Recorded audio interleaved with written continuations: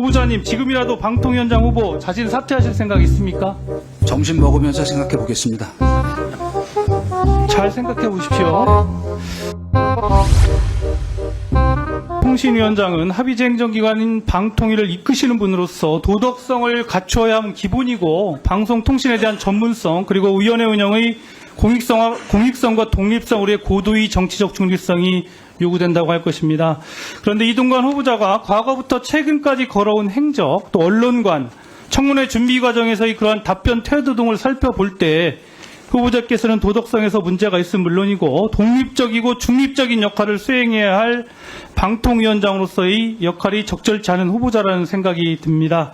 그리고 방송통신위원회 설치 및 운영에 관한 법률의 취지 등에 비춰보면 후보자는 결격 사유에 해당돼서 지명이 되더라도 지명이 돼서는 안 되는 분으로 임명이 된다고 하더라도 향후 법적으로 다툼의 소지가 클 수 있다는 우려를 가지고 있습니다.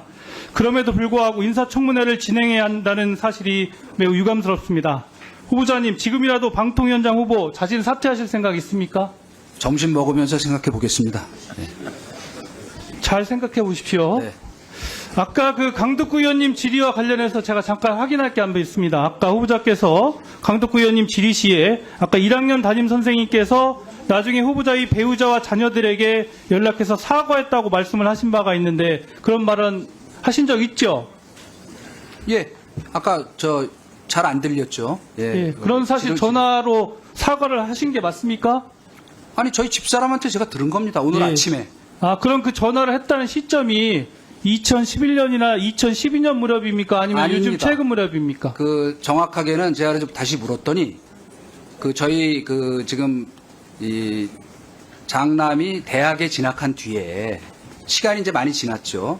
진학한 뒤에 전화를 해서 그때는 내가 생각을 예, 대학에 잘못했던 것 같다. 진학했을 무렵이다. 미안하다고 저 전화를 예, 했답니다. 알겠습니다. 저는 예, 모르겠습니다. 그 부분은 저희가 다시 네, 확인해 필요하면 보겠습니다. 통화기록 조회도 하시죠. 예. 예.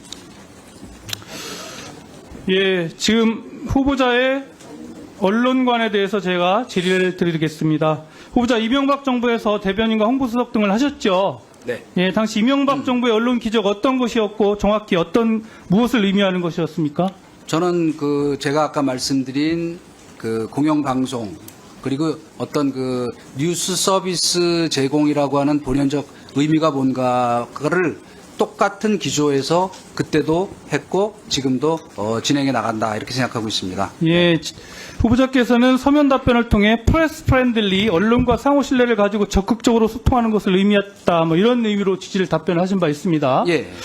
근데 언론과 상호 신뢰를 가진다는 게 친정부 성향의 우호적 기사를 쓴 언론에는 대통령이 직접 격려 전화를 하도록 하고 또한 정부 비판적 보도는 문제로 낙인을 찍고 관리하는 것이 그 프레스 프렌들리 언론관입니까? 그건 아니죠. 예. 후보자님, 이명박 대통령에게 당시 보고한 전화 격려 대상 언론인 선정하신 적 있죠? 글쎄 지금 문건 나오는 건 모르겠습니다만은 직접 그 격려 전화하시는 게 어떻겠냐고 현장에서 바꿔드린 적은 몇 번 있습니다. 그래, 여기 보면 VIP 전화 격려 대상이라고 해서 여러 가지 이유가 나오고 있습니다. 당시 화면을 보면 뭐 구좌파 정권의 잔재 청산 주력, 또 좌파 세력들의 반발에도 불구하고 꿋꿋하게 논조를 유지 이런 등의 내용 등이 있습니다. 후보자님, 이명박 대통령에게 동조를 하거나 지지하고 보수 우파 목소리를 대변해서 적극적으로 호응하는 언론만 격려하는 것이 프레스 프렌들리입니까? 이것은 VIP 프렌들리 아닙니까? 사실 이 정도 일은 어느 정부에서나 다 하는 거라고 생각합니다. 그건 미국 백악관에서도 합니다. 예. 후보자님, 후보자의 왜곡된 언론관을 보여주는 증거는 더 있습니다. 후보자는 이명박 청와대 대변인 시절에 조선일보 문제보도 목록 작성을 지시하거나 보고받은 사실 있으시죠? 예, 없습니다. 네. 없어요? 네. 아니, 증인 저희가 사전에 받아본 바로는 네. 조선일보 문제보도 목록 작성 사실은 인정을 한 거로 알고 있는데. 아니요, 인정한 게 아니라 그 문제 보도라는 표현이 예. 말하자면 통상적으로 우리가 주목해야 되는 보도라는 의미다라고 이 답변 드린 걸로 알고 있는데요. 그럼 당시 대통령실 대변인실에서 문제 보도라는 형태로 조선일보 문제 보도를 그 관리한 사실 있습니까?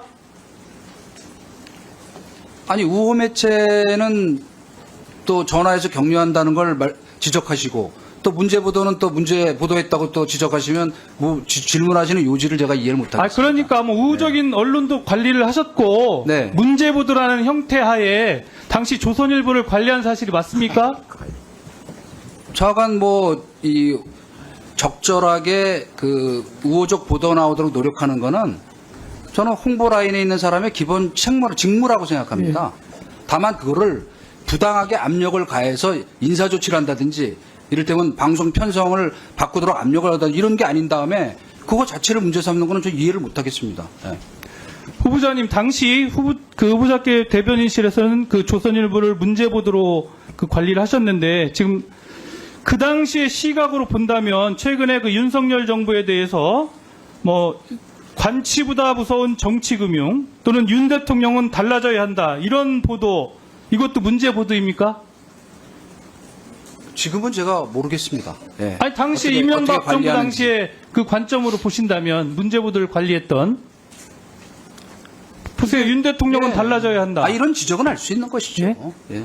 다만 이럴 때 사실은 그 내용 중에 이런 것은 그 사실과 좀 다르고 이런 건 앞으로 다시 할 때 양해해 주십시오라는 전화를 해서 호소하고 협조를 구하는 거는 홍보 라인에 있는 사람들의 기본 직무라고 생각합니다. 그거 안 하면 직무유기죠. 예. 후보자가 청와대 대변인 시절 대변인실에서 작성한 문건을 보면 이른바 문제 보도는 조치가 필요한 보도를 의미하는 것으로 보이는데요. 이 기준으로 조선일보 문제 보도 176건을 당시 분석 관리를 하셨는데 당시 이제 후보자께서는 사실을 제공하는 스트레이트 기사조차 문제가 있다고 낙인을 찍은 바가 있습니다. 또한 언론의 자유를 최대한 구가해야 하는 논평에 대해서도 어떤 조치가 필요하다고 분류를 하셨는데 이렇게 왜곡된 언론관을 가진 후보자께서 방통의 중립성을 확보하겠다는 것은 저는 어불성설로 보이고 언론의 자유가 가장 중요한 가치라는 후보자의 발언과 행동에 정면으로 대치된다고 생각을 하는데 어떻습니까? 뭐 그 비판과 질정 잘 새겨 듣겠습니다. 네. 예, 수고하셨습니다.